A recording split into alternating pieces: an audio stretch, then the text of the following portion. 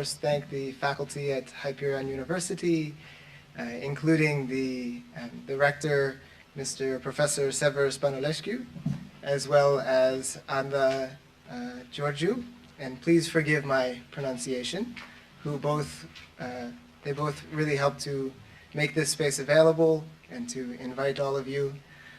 And of course, I also would like to thank the NGO Committee for Social Development, which is a committee of non-governmental organizations based in New York, who made this possible, came up with this idea, and here we are.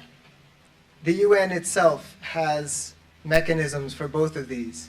The Human Rights Council is a great example of a place where people come to protest and to speak out about what's happening in their regions, in their countries. But then the UN also has mechanisms for more constructive dialogue, things like the commissions, which I will explain in a moment. And this is the spirit in which I hope we can learn from each other today. But it was decided that we would go to the country where the chair of the bureau sits. So the chair of the bureau, you'll recall, is from Romania, hence we are in Bucharest. So in terms of the aims, there are three levels. There's the short term, the medium term, and the long term. In the short term, I hope we can have a nice conversation here.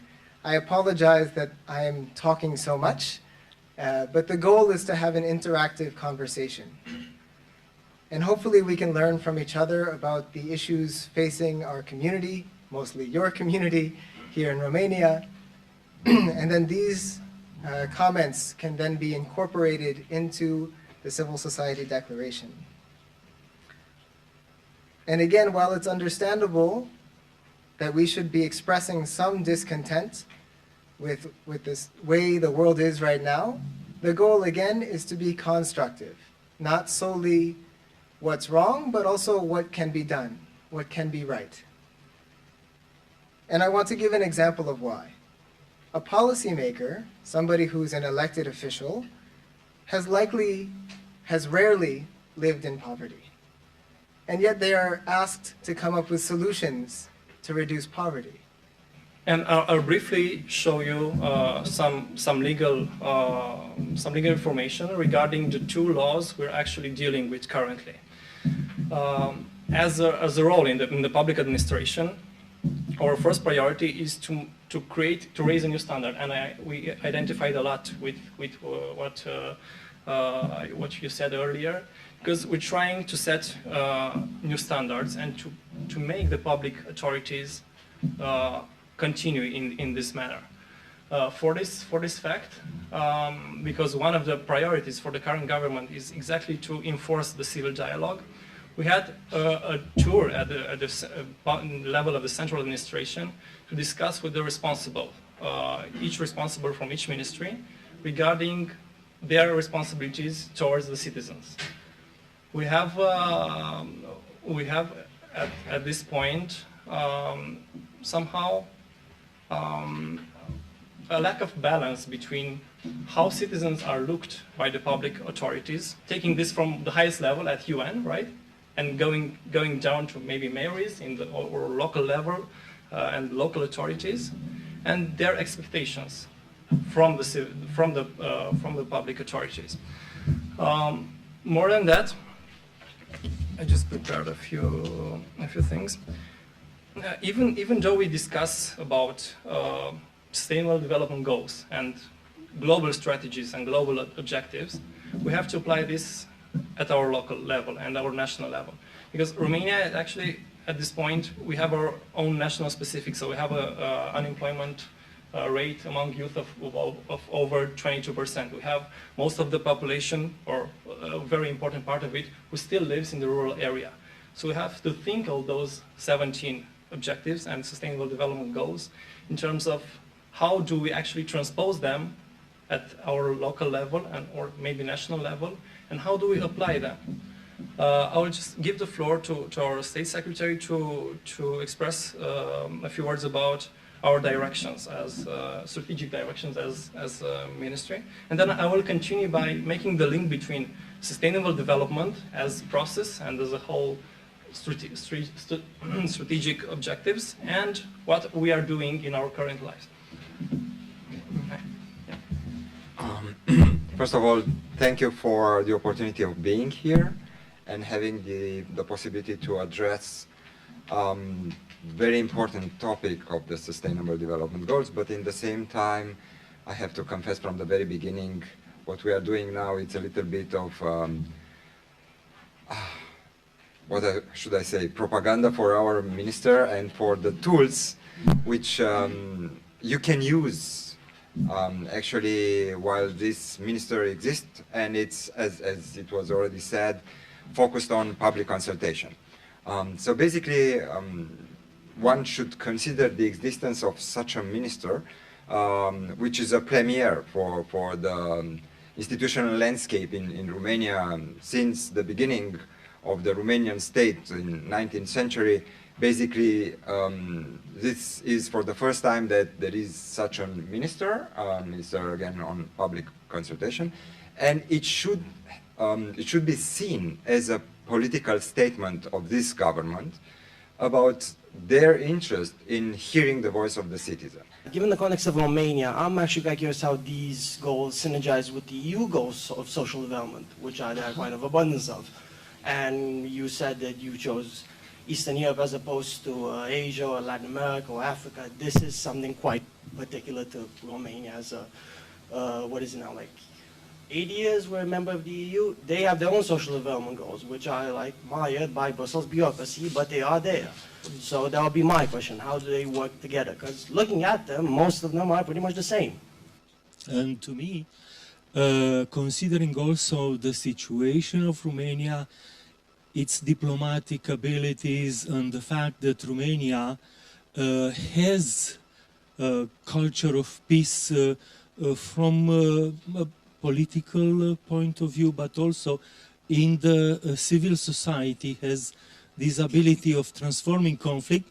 I think that the most important is number 16, peace, justice, and strong institutions.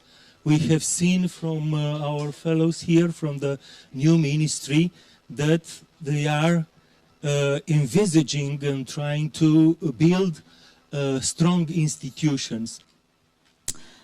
I think that the sustainable goals for Romania must be also to reduce poverty, because we also have a national strategy now that is focused on reducing poverty, and some large proportion of the Romanian population is living in poverty. And also the access of health care, social services, and well-being also must be a sustainable goal for us. Yeah, there is a quote that says, "Be the change you want to see in the world," right? So yeah, it is very important, in my opinion, personal opinion, of course, that SDGs should be efficiently promoted. We hopefully we're going to have a ministry, right? We should also, in my opinion, have local agencies that would inform the citizens about their rights, because a well-informed person can overcome any challenge. I think what is the problem is about what may be fiscal evasion or fraud or whatever unfair means to get those money in itself. Getting rich, I think it's something good, and it's good for the individuals and for the nation as well, once the taxes are paid and once the public may benefit through those public services. Education, what we said, that is paid from those contributions, health system benefits as well. So I think that we go back again to justice. If those institutions are well in function and everything is done correctly and fairly in a society, people get rich as much as they said. So it was only the objective I as I read it in the Copenhagen Declaration, the objective fact that this is that some people do get rich and some others get poorer. It is a huge gap that happened over the years, but I don't think that the declaration wanted to sanction the rich. I mean, we don't want reducing inequality by making everybody poor. We want to reduce inequality by making everybody have a decent life. But I think that just sticking to this legal approach, as you said, if somebody pays its taxes, then everything is all right. I don't agree. I think laws are made in the interest and by the rich people.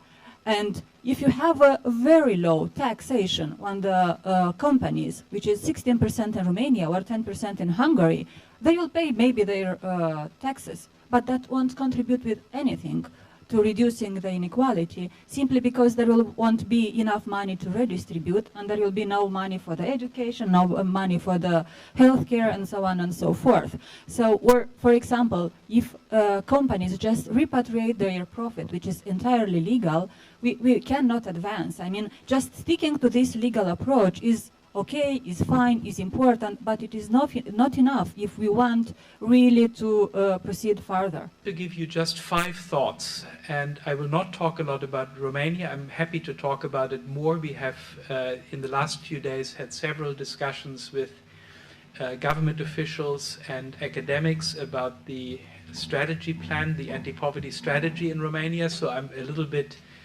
up to speed on that. But I will just here make 5 points specifically relating to the SDGs, inequality, and social development. So the first point is to talk a little bit about the antagonism between the idea of SDGs, Sustainable Development Goals, on the one hand, and human rights on the other hand. These two languages are in tension with each other, and in particular in that when we talk about goals, we are talking about a process. So the notion of goals leads us to think of a baseline in the past. We are saying, how much progress have we made since a certain baseline? The MDGs had the baseline of 1990, and we were measuring progress from 1990 to the present, to 2015. The SDGs have the baseline of 2015 and measure progress to 2030. Now, human rights are different in that they say that we need to fulfill human rights immediately. So the baseline, the implicit baseline with human rights is always the present. And we say every bit of avoidable human rights deficit has to be avoided right away. You can't take a long time to eradicate something that is a human rights violation, that is in fact a human rights deficit.